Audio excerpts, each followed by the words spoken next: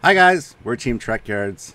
I'm Captain Foley. I am Commander Cockings, and this is Discovery Day, or at least rest of the world Discovery Day. 25th. It happened. Yes, and we're excited. Yay! A lot of recording today, so we're prepping ourselves mentally. There's a lot of stuff to do today. Yeah. But first, Well, hey, Star Trek is back on TV. That's pretty awesome, I gotta say.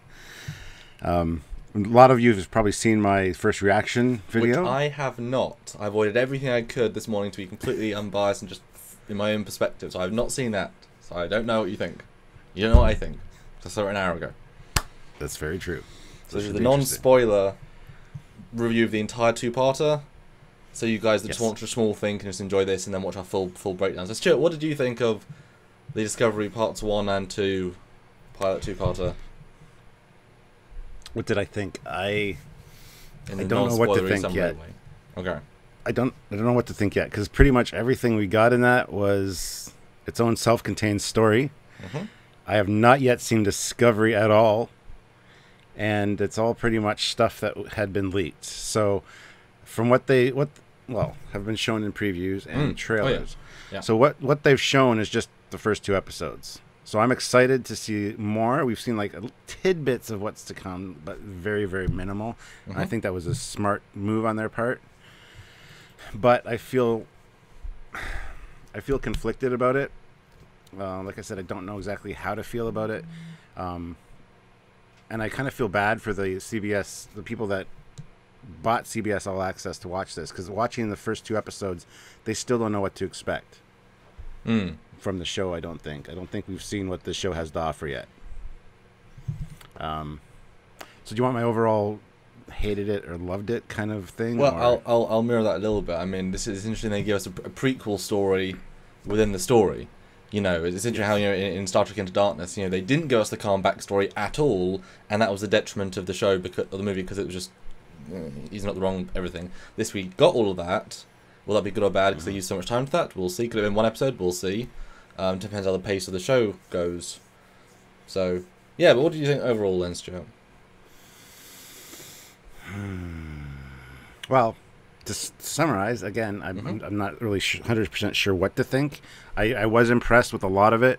It was visually quite stunning, but is it Star Trek? I don't know yet. It seemed very generic sci-fi to me. It could have been, those aliens could have been anything but Klingons, and it could have been anybody but it's Starfleet, and it would have been an awesome movie. And I'm not just saying this because I'm a hardcore Trekkie and it doesn't seem to fit into my timeline, any of that crap that everybody's kind of saying, like the hardcore Trekkies are going to complain. It's not that at all. There were a few. If there's valid complaints, we're going to make them, because as we try and be on Trekyards, we call out the good, call out the bad.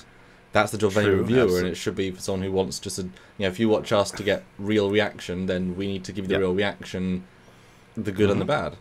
No point lying. It doesn't benefit us to lie. Either way. Yeah, exactly. Yeah, like I said, I think it has potential, but I don't think we've seen anything that it has to offer yet. And I'm just kind of in a lurch, because it's like I didn't experience anything new last night, because it's all stuff that we had kind of been seeing in the trailers and previews, and kind of what I expected. So I'm looking forward to new stuff. So it kind of mimics the Orville in the sense the first episode was everything we saw in the trailers, and then we got to enjoy 2 and 3 as like, this is all new stuff. So same thing.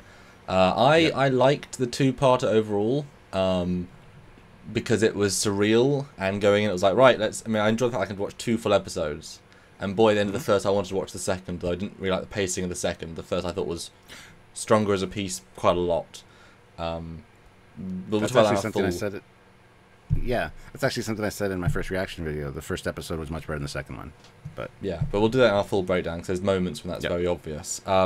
Unfortunately, we've obviously got to look past all the visuals. Like, straight away, you've got to ignore them all because they don't fit. That said, my hope is that it will progress forward. And the Shinjo is so old, and all we see like a rust bucket of the fleet as the hero. So move forward next time, maybe we won't. So difficult to judge on that. They had a few little nice touches throughout, like sound effects was the big one, obviously, and some other things. But Yeah, I mean, it's weird to have a prequel because the characters weren't great. You only liked 3 of them, and you barely liked 2 of them, in a sense. You know, whereas like in Enterprise, you sort of liked all 7 characters by the end of it, by the end of the first episode. You know, and yeah, again, very very oddly done in some ways, but I did enjoy it, and yeah, it's interesting. Although the ships didn't get as much they should have in the second part. I was like, ships. Oh, we got to see them for 6 shots. That's very strange. Again, that's just a pacing issue.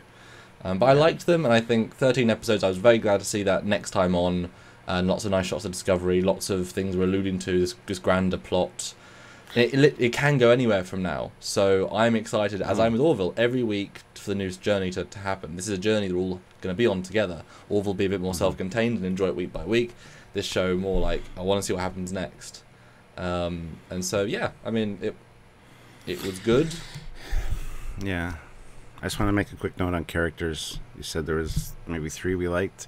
I liked 2 of them. 1 very much, and 1 kind of on par with the first one I liked. They're both really good, but I'll talk more about them in the spoiler full review for sure. Yeah, and I did watch After Trek afterwards, and they gave a preview of the next episode. That's going to be cool. There's some interesting aspects of that, so... Like I said, we don't know. I don't know what to expect yet, so I'm just kind of sitting here, kind of. I think the greatest advantage of this show and how we all reacted to it is that they led us into its radical visual change, radical theme change, radical everything change for months and months. We got all of that.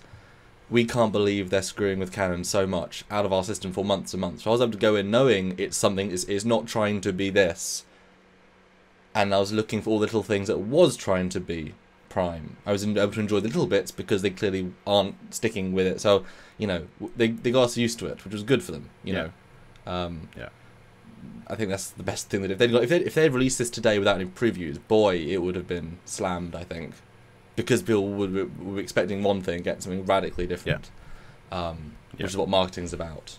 But like I say, I'm excited for the rest of the season. It can go anywhere, like the Orville can, and I'm excited to see the journey. Yeah, absolutely. Journey on the road to Discovery, on the Discovery.